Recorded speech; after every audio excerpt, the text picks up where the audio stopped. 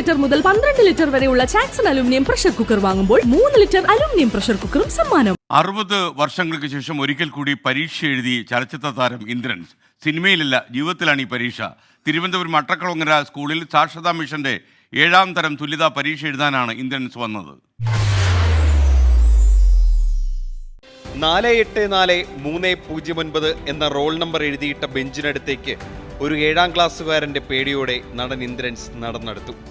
നിഷ്കളങ്കമായ നിറചിരിയോടെ ബെഞ്ചിലിരിക്കുന്ന VIP കണ്ടപ്പോൾ camera കണ്ട് പരിഭ്രമിച്ചവരുടെ മുഖത്ത് കൗതുകം. പഠിച്ചതൊക്കെ ഓർമ്മയുണ്ടോ എന്ന് ആരോ ചോദിച്ചപ്പോൾ ക്ലാസ്സിൽ കൂട്ടച്ചിരി. എല്ലാം പഠിച്ചോ? ചോദ്യക്കടലാസ് കിട്ടിയതും ഗൗരവത്തോടെ പരീക്ഷയെ കാണുന്ന വിദ്യാർത്ഥിയായി ഇന്ദ്രൻസ്.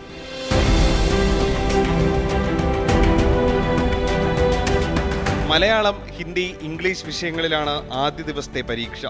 വാച്ചിൽ സമയം പെട്ടെന്ന് കടന്നുപോയി. 9:04 എങ്ങനെ ഉണ്ടെന്ന് ചോദിച്ചപ്പോൾ നിഷ്കളങ്ക ചിരി മായാതെ പറഞ്ഞു, ഹിന്ദി ടഫായിരുന്നു.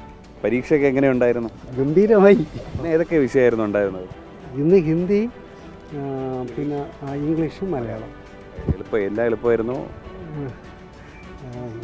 ഹിന്ദിയും ഇംഗ്ലീഷും പാടായിരുന്നു. മലയാളം സ്ഥിരം നമുക്ക് എളുപ്പമുള്ളതാണ്. അതെ അതെ, നമുക്ക് ഹിന്ദിയുടേത് അങ്ങനെ വഴങ്ങൂലല്ലോ. അപ്പോൾ അത് വായിക്കാൻ തന്നെ പിന്നെ ടീച്ചർ വായിച്ചു തരും. അതുകൊണ്ട് പിന്നെ അക്ഷരങ്ങൾ തമ്മിൽ പിടിച്ചൊക്കെ ചെയ്യാൻ പറ്റി. ജീവിതത്തിന്റെ പിന്നാമ്പുറത്ത് കുടുംബത്തിന്റെ കഷ്ടപ്പാടുകളാണ് 4ാം ക്ലാസ്സിൽ പഠനം നിർത്താൻ ഇന്ദ്രൻസിനെ നിർബന്ധിതനാക്കിയത്. ബന്ധുവിന്റെ തയ്യൽക്കടയിൽ അഭയം പ്രാപിച്ചു. അവിടുന്ന് സിനിമയിലെത്തി. ജീവിതം പച്ച പിടിച്ചെങ്കിലും നഷ്ടപ്പെട്ട വിദ്യാഭ്യാസത്തെ ഓർത്ത് ഇന്നും ദുഃഖമായിരുന്നു. പറ്റുമ്പോഴേ എന്തെങ്കിലും പഠിക്കണമെന്ന് ചെറുതിലെ മനസ്സിലുണ്ടായിരുന്നു. പിന്നെ വൈകി പോകുന്നതോറും ആദ്യമുണ്ട്, ഒരുപാട് താമസിച്ച് പോയില്ലേ എന്ന് പിന്നെ എപ്പോഴും തോന്നും. അങ്ങനെ ഒരു അവിടുത്തെ സ്കൂളിൽ ഇങ്ങനെ ഇങ്ങനെ ഒരു ടൈമിൽ അവരുടെ ഒരു ഫംഗ്ഷന് പോയതാണ്. പോയപ്പോൾ ഞാൻ ഇങ്ങനെ പറയുകയും ചെയ്തു, എനിക്ക് അവസരം കിട്ടിയതുപോലെ പഠിക്കണമെന്നുണ്ടെന്ന്. അപ്പോൾ പിന്നെ കൂട്ടുകാരെല്ലാം കൂടെ അതിനെ പ്രോത്സാഹിപ്പിക്കാൻ തുടങ്ങി. അവിടുത്തെ മെഡിക്കൽ കോളേജിലെ പ്രിൻസിപ്പളും കൂടെ പറഞ്ഞിട്ട് പിന്നെ അങ്ങനെ ഇറങ്ങിയതാണ്. അപ്പോഴാണ് അടുത്ത കടമ്പ 4 വരെയല്ലേ ഉള്ളൂ. 7ാം ക്ലാസ് കഴിയാതെ പിന്നെ നിയമ തടസ്സം ഉണ്ടെന്ന് പറഞ്ഞു. അങ്ങനെ എത്തിയത്.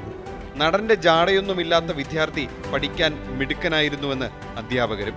പിന്നെ ഒരു സ്കൂളിൻ്റെ ഒരു ഉദ്ഘാടന ചടങ്ങിൽ സാറിനെയാണ് എൻ്റെ ഒരു ഇതായിട്ട് വിളിച്ചിരുന്നത്, അതിഥിയായിട്ട് വിളിച്ചിരുന്നത്. അപ്പം ഇവരെല്ലാം പഠിക്കുന്ന ഇതെല്ലാം കണ്ടപ്പോൾ സാറിന് ഒരു ആഗ്രഹം, പഠിക്കണമെന്ന് ആഗ്രഹം, നിങ്ങളെപ്പോലെ എനിക്കും പഠിക്കണമെന്ന് ആഗ്രഹം ഉണ്ടെന്ന്. അപ്പോൾ ആ ആഗ്രഹം വെച്ചാണ് നമ്മൾ പഠിക്കാനായിട്ട് സാറിനെ ഇതിലോട്ട് ക്ഷണിച്ചതും സാർ അത് വളരെ സന്തോഷത്തോടെ അത് ചെയ്യാനായിട്ട് താല്പര്യം കാണിച്ചതും.